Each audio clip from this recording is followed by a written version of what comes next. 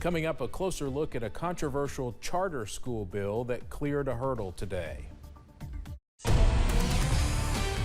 Dedicated to Eastern and Southern Kentucky, this is WYMT Mountain News at 11.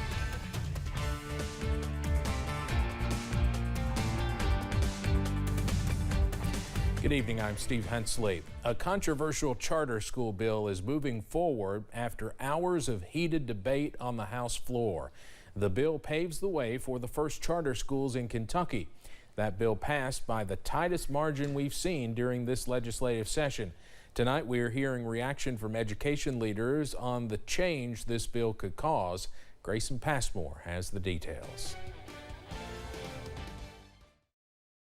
Charters are not something to fear if we do them well, but doing them well is critically important. President and CEO of the Pritchard Committee, Bridget Blom, says when done right, charter schools in other states have proven to help historically marginalized students in urban areas see major academic improvements in relatively short periods of time. So it's not going to create a significant upset to Kentucky's system of public education or to traditional districts the way this bill has been laid out. While Blom believes the language of the bill could lessen education gaps in communities, KHSAA Commissioner Julian Tackett thinks this could open the Commonwealth up to more issues, especially in high school sports. Debate between Tackett and bill sponsor, Representative Chad McCoy of Bardstown, became heated. Nothing in my bill has changed what you were okay with in 2017. We had the same conversation with Representative Carney when that misquote occurred in the paper. We know it is a different type of school. There is specifically down in there sections about going to one school and being enrolled at another. Under House Bill 9, if a school has a sport a student participates in, they can play at the charter school. If it doesn't, they can play their sport of choice at a different school in the district. Tackett says this is what he has a problem with. Fayette County School Board Chair Tyler Murphy took to Twitter Tuesday, also voicing his disdain for the bill, saying money for charter schools will be taken away from already underfunded public schools, while legislators will continue to push a failing public school narrative. Grayson Passmore, WYMT Mountain News. Many public educators were critical of the bill's process. Last week, lawmakers moved it to a different committee and added the bill's sponsor to the committee in an effort to secure passage. House Bill 9 now goes to the Senate. After a lot of controversy, Kentucky leaders have voted to avoid Russian investments. That vote came from the State Investment Commission. It voted unanimously to avoid direct Russian investments until U.S. sanctions on Russia are lifted. It was a direct result of Russia's invasion of Ukraine.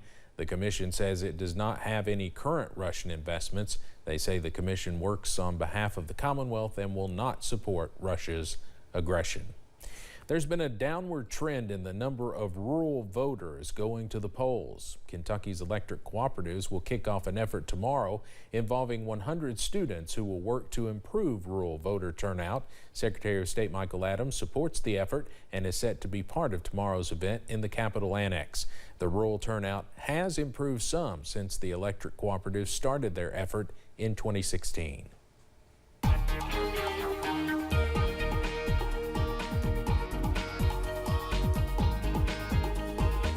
Continuing to watch gusty southeast winds this evening, bringing us warm air and moisture back to the mountains.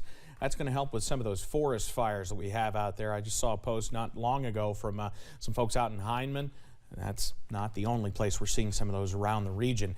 So, like we always say, be careful when you burn, but those showers should be moving in, will help things out as we head into the overnight. Outside right now, you see what's going on. I-64 at Moorhead, all is quiet at this time. We head on out to downtown Whitesburg as well. All is quiet down Main Street, mid-60s outside right now. You're looking at temperatures, still warm at this hour, upper 60s to near 70. Yeah, those are current temperatures. It is a bit warm still around the region. You can thank those southeast winds, 10 to 15 miles per hour still. That's what's helping with the potential for forest fires. But you notice out to the west, we're starting to see an increase in shower activity. Maybe not quite making it to the ground in places like Monticello and Somerset, but it's on the way over the next little bit. The main action so far today has been across the southeast. Several tornadoes across Louisiana, Mississippi. We were watching coverage a little while ago from New Orleans. Our sister station, WVUE, had coverage a little bit while ago. It continues right now of quite a bit of that right there. This is one of the videos they had. This is their live newscast right now at WVUE, and that is the video of one of the tornadoes that moved through parts of the New Orleans metro area a little bit earlier on. So very scary scenes out to our south this evening. For us, things a bit quieter. Forecast for tonight around here, upper 50s, breezy as those showers continue to move in. I'll have the very latest on when we could see some rumblers around here. Not to that level, but still the possibility for some scattered thunderstorms in just a few minutes. Steve? Evan, thank you. We are hearing of at least one death from down there in and around New Orleans, and widespread damage. Of course, we'll keep folks updated on that. The folks at Clear Creek Baptist Bible College are still mourning after they lost a beloved administrator last week. Matthew Black was the Dean of Institutional Advancement at Clear Creek and was only 38 years old when he died last Friday. The effect Black had on Clear Creek in his relatively short amount of time he spent there will be felt for years. Michael DeLand was a colleague and former classmate of Black's. I took a mission team to Dominican Republic, and we landed in Miami when we found out of his passing. And as a team, we were just completely shocked. We stopped right there in the middle of customs and began to pray for his family. DeLand said the pain of losing Black is mingled with peace, knowing that he will be able to enjoy catfish with Black like they used to again one day. Tonight, a vigil was held in Moorhead for a student killed in a crash in Florida.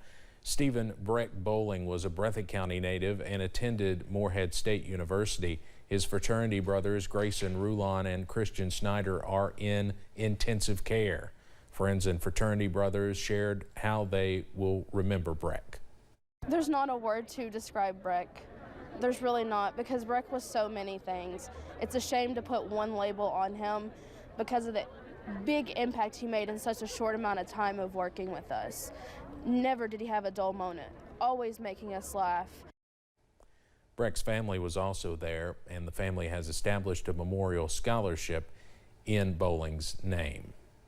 After more than 40 years in office, Congressman Hal Rogers now has a new role, Dean of the U.S. House of Representatives. It comes after the death of Congressman Don Young, who was first elected in 1973. WYMT's Jade Saylor talked to the 84-year-old congressman today about being the longest-serving current member of the House. Congressman Don Young, Dean of the House, died over the weekend. Congressman Hal Rogers says it would be hard to find anyone that could have done a better job for the people of Alaska than Congressman Young. Don Young was one of a kind. They threw away the mold when they created Don Young. With his death, Congressman Rogers is now the longest-serving member of the House. Well, number one, I'm humbled by the people that sent me there and keep sending me back. So it's a great honor that they have given to me. Now becoming Dean of the House. It's mainly a ceremonial title.